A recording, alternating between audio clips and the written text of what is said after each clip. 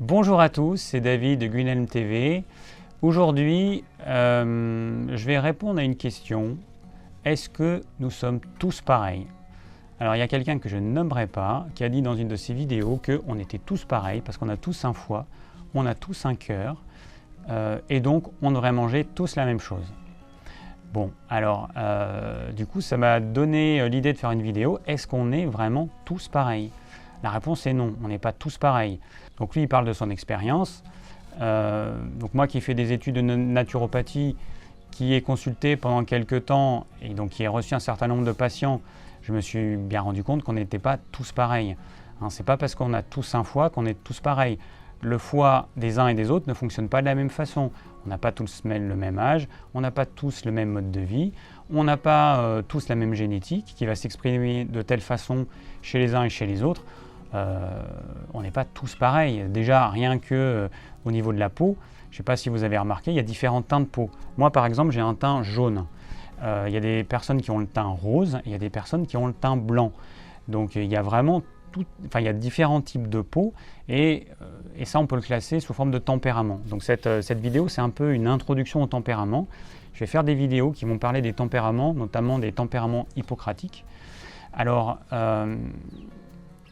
les différentes disciplines de santé ont utilisé les tempéraments pour classer les personnes, parce qu'on s'est rendu compte qu'on pouvait classer les personnes dans différentes cases. Il y a tout un tas d'individus qui vont réagir à peu près de telle façon dans telle circonstance, ou qui vont réagir de telle façon s'ils mangent tel type d'aliment, ou qui ont tel type de caractère, qui ont tel type de corpulence, etc. etc. Donc il y a différents modèles. Alors il y a le modèle hippocratique, donc c'est ce qu'on apprend en médecine, pas en médecine, en naturopathie. Donc il y a les tempéraments hippocratiques. Donc vous en avez 4. Vous avez le bilieux, vous avez le nerveux, vous avez le lymphatique et vous avez le sanguin. Alors moi je suis un mélange entre le bilieux et le nerveux. Il y a des tempéraments, il y a des personnes qui sont un seul tempérament. C'est un petit peu plus rare. Généralement, on est 2 tempéraments en même temps, plus ou moins l'un ou l'autre. Et donc, il y a des personnes, on peut trouver dans les personnes connues, hein, c'est un moyen pour que chacun puisse le représenter, des personnes qui sont quasiment 100% sanguins ou 100% nerveux. 100% nerveux connu, c'est par exemple Giscard d'Estaing, lui c'est vraiment le tempérament nerveux par excellence. Voilà, donc je détaillerai ça un petit peu plus tard, enfin dans une autre vidéo. Mais voilà, donc c'est pour vous dire qu'on a le modèle des tempéraments hippocratiques. Alors ensuite, vous avez les profils homéopathiques. Alors là, vous en avez 4 profils. Vous avez le carbonique, le fluorique, le phosphorique et le sulfurique. Et dans ces tempéraments, en fait, on va pouvoir faire une analogie entre les tempéraments hippocratiques et les profils homéopathiques. Il y a des tempéraments qui sont assez proches, mais c'est pas identique en fait. C'est pour ça que c'est un intérêt d'utiliser plusieurs tempéraments. Vous avez aussi les doshas en médecine ayurvédique. Donc vous avez 3 doshas, vous avez Pitta, Vata et Kapha. Donc ça, bon, c'est quelque chose qui ne fait pas partie forcément de notre culture, mais la médecine ayurvédique, elle a un regain d'intérêt en Occident, et donc il y a des personnes qui pratiquent la médecine ayurvédique et c'est une bonne chose. Vous avez également les diathèses de Ménétrier, donc il y a 4 diathèses, donc on étudie ça en naturopathie. Et vous avez aussi en chronobiologie, donc il y a un livre que je suis en train de lire qui est très intéressant, qui va mettre les personnes dans 4 groupes. Alors il utilise des animaux pour que ce soit plus parlant, donc il y a le dauphin, il y a le loup, le lion et l'ours. Voilà. Et donc il y a un questionnaire qui permet de voir où on se situe. Donc là encore une fois c'est pareil, on peut être plus dans un profil ou alors un mélange de 2 profils. Et ça va nous permettre, donc la chronobiologie c'est l'étude des rythmes biologiques de l'être humain. Donc il y a des personnes qui sont plus du matin par exemple, qui vont être en forme le matin. Il y a d'autres personnes qui ne sont pas du tout du matin, qui vont avoir tendance à se lever tard, mais qui seront en super forme dans l'après-midi et puis dans la soirée. Après, quand faire notre sport en fonction de notre tempérament, donc ça c'est intéressant, je ferai aussi une vidéo dessus parce que je trouve que c'est vraiment intéressant. À quel moment de la journée c'est mieux de faire notre sport? Donc par exemple, il y a certains tempéraments, notamment ceux qui ne sont pas du matin, s'ils font leur sport le matin, parce qu'on leur a dit que c'était bien de faire le sport le matin, si vous faites votre sport à jeun, vous allez perdre plus de gras. Ça, ce sont des généralités qui ne s'adaptent pas aux différents types de profils. L'intérêt d'utiliser ces tempéraments, c'est que vous allez déterminer dans quel tempérament vous êtes et vous allez pouvoir adapter les conseils de chaque tempérament parce que vous verrez que si vous n'êtes pas du matin, si vous faites le sport le matin, ça ne va pas donner grand-chose. Alors que si vous le faites en fin d'après-midi, là, vous aurez de super résultats. Donc voilà, donc ça c'est intéressant, la chronobiologie. C'est pareil, quoi manger à quel moment. Suivant les tempéraments, on ne va pas manger le même type d'aliments le matin, le midi et le soir. Donc c'est très intéressant. Donc pour l'instant, moi je suis en train de me plonger là-dedans. J'ai découvert ça il n'y a pas longtemps. Si ça vous intéresse, de toute façon, je vais vous mettre le lien de ce livre dans la description. Et puis là, je fais apparaître la petite vignette du livre, comme ça vous voyez à quoi ça ressemble. Alors on m'a aussi posé la question au sujet des groupes sanguins, parce qu'il y a des livres qui ont été écrits sur les personnalités en fonction du groupe sanguin et quoi manger en fonction des groupes sanguins. Alors ça, je ne sais pas trop, très sincèrement, je ne sais pas trop par expérience. Je sais que la personne qui partage ma vie, elle est aussi haut comme moi et qu'on n'a pas du tout, que ce soit au niveau de la personnalité qu'au niveau de la nourriture, on est complètement différent. Donc j'ai un petit doute sur la véracité de ça. En fait, les groupes sanguins, pour moi, c'est plus une théorie. C'est-à-dire qu'il y a des gens qui ont bâti une théorie en fonction des groupes sanguins et ils ont essayé de voir si ça se vérifiait. Alors j'imagine que ça doit se vérifier dans un certain nombre de cas, sinon ils n'auraient pas écrit des livres là-dessus. Mais très sincèrement, j'en ai pas une expérience très positive. Mais après, rien ne vous empêche de lire le livre et de voir si ça colle pour vous. Ce qui est pas mal avec les tempéraments, les autres tempéraments, c'est que ça a été fait plus dans l'autre sens. C'est-à-dire que c'est l'observation qui a permis de se rendre compte qu'il y a des groupes de personnes qu'on peut mettre ensemble, il y a des gens qu'on peut rassembler, il y a toutes les personnes qui vont être du matin, toutes les personnes qui vont être du soir, on va avoir des personnes insomniaques, et tous ces gens, on les met dans un groupe, et après on voit comment ils sont au niveau psychologique, qu'est-ce qu'ils mangent, et donc c'est vraiment quelque chose d'empirique en fait. Et ensuite, simplement, on a mis un nom sur ces groupes pour que ce soit plus imagé, mais c'est quelque chose de vraiment empirique. C'est-à-dire que c'est l'observation qui nous a permis de créer ces différents groupes.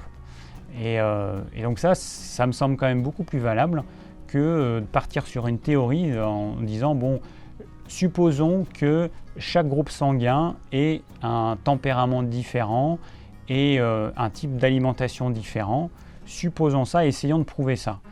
Et le problème, c'est que, à mon avis, ça ne tient pas la route. Parce que c'est simplement une théorie qui ne tient pas la route. Voilà, il y a plein de théories qui ont été expérimentées. Il y en a qui se révèlent justes, et puis il y en a d'autres, on ne peut pas démontrer la véracité de la théorie. Donc est-ce que nous sommes tous identiques? La réponse est non, et vous avez pu observer autour de vous des gens qui ont des tempéraments opposés aux vôtres, ou en tout cas différents du vôtre, et donc qui n'ont pas du tout le même mode de vie, qui vont se coucher plus tôt ou plus tard que vous, qui ne vont pas manger les mêmes choses, qui ne vont pas avoir la même activité physique, la même énergie, la même disposition émotionnelle. On a des personnes qui sont plutôt optimistes, des personnes qui sont plutôt pessimistes, et c'est comme ça, c'est quelque chose qu'on a en nous, on est avec ça, et on meurt avec ça, et voilà, c'est ce qui fait la richesse de l'humanité. Et puis l'intérêt en fait, c'est de faire partie d'un groupe, puisque chaque personne va apporter quelque chose au groupe. Par exemple, on imagine, il y a 50 000 ans, il y a 100 000 ans, c'était bien qu'il y ait des personnes qui soient plutôt insomniaques, donc qui se réveillent au moindre bruit, parce qu'ils pouvaient garder le camp si jamais il y avait, un animal sauvage qui approchait, ou d'autres d'autres humains qui voulaient les attaquer. C'est bien qu'il y avait des personnes qui étaient du matin parce qu'elles étaient fraîches et dispo le matin, elles pouvaient aller partir cueillir, chasser, etc. C'est bien qu'il y ait des personnes qui sont en forme le soir pour par exemple faire la garde ou faire tout type de tâches dans la soirée. L'intérêt il est là en fait. L'intérêt c'est que les personnes puissent s'associer, puissent faire partie d'un groupe et en fonction des capacités de chacun, eh ben, on puisse s'aider les uns les autres, on puisse apprendre les uns des autres. Pour moi, c'est ça l'intérêt. Il y a des personnes qui ont tendance à croire que certains tempéraments sont meilleurs que d'autres. Mais non, c'est absolument pas vrai. Un tempérament, c'est juste là pour identifier certains traits physiques, émotionnels, psychiques. Point. Il n'y a pas des tempéraments qui sont meilleurs. Après, c'est comment on va utiliser ses capacités, et c'est ça qui compte. Alors, il y a aussi l'astrologie, qui est un outil de connaissance de soi, donc à ne pas confondre avec l'horoscope, qui n'a strictement rien à voir. L'astrologie, qui est un outil qui peut être très utile. Ça fait partie des outils les plus complexes, parce qu'il y a le signe, et puis après, il y a les planètes qui vont se trouver dans des maisons qui sont des domaines de vie, le travail, la santé, je sais pas moi, l'ouverture aux autres. Bon, après moi c'est pas mon domaine, mais voilà, je sais un petit peu comment ça fonctionne. Donc l'astrologie, c'est quelque chose de très complexe. C'est un outil qui a été créé de façon empirique il y a des milliers d'années. Et moi, ce que j'ai pu en expérimenter, c'est que c'est en tant qu'outil de connaissance de soi, c'est extrêmement puissant. Je pense que c'est le seul outil qui m'a permis de me décrire des choses que personne ne pouvait savoir de moi, parce que c'est des choses que je n'ai jamais exprimées, c'est des choses que j'ai gardées au fond de moi. Et puis après, le thème, la personne qui prépare un thème astrologique, il faut à peu près 8 heures de travail de préparation, donc c'est quand même un gros travail. Et après, la personne, elle parle, et moi je dis rien, et j'écoute, et c'est vrai que c'est assez bluffant. Donc, si vous voulez tester l'astrologie, faites-le avec un vrai astrologue. Encore une fois, l'horoscope, ça n'a rien à voir. C'est un petit peu dommage que beaucoup de gens font le parallèle entre horoscope et astrologie. Ça n'a strictement rien à voir. Voilà, des outils comme ça au niveau psychologique, alors là, il y en a des tonnes. Là, c'est juste quelques-uns que je connais, mais il y en a des dizaines et des dizaines et des dizaines. Ça peut être utile pour un thérapeute, par exemple, ça peut être très utile. Donc à la question, est-ce que nous sommes tous identiques sous prétexte que nous avons les mêmes organes? Non, on n'est évidemment pas tous identiques. Nous sommes plutôt assez uniques. Après, on va pouvoir mettre les gens dans des groupes et on va appeler ça des tempéraments. Donc ça, ce sera l'objet de prochaines vidéos parce qu'il y a beaucoup de choses à dire. C'est passionnant, mais il y a vraiment beaucoup de choses à dire parce que chaque tempérament a différentes caractéristiques et du coup, voilà, ça prend un petit peu de temps pour détailler. Alors, je ne sais pas comment je ferai. Je ferai peut-être une vidéo d'introduction pour les tempéraments hippocratiques et peut-être une vidéo par tempérament pour pas que ça fasse quelque chose de trop long. Je me dis que ça peut être pas mal comme ça. Donc je vais voir. Ce sera fait dans les prochaines semaines. Merci d'avoir suivi cette vidéo. J'espère qu'elle vous aura plu. Si vous avez des questions, n'hésitez pas à les laisser en commentaire. Si vous désirez recevoir gratuitement mes conseils pour une alimentation saine, cliquez sur le lien ci-dessous. Et je vous dis à très bientôt pour de nouvelles vidéos.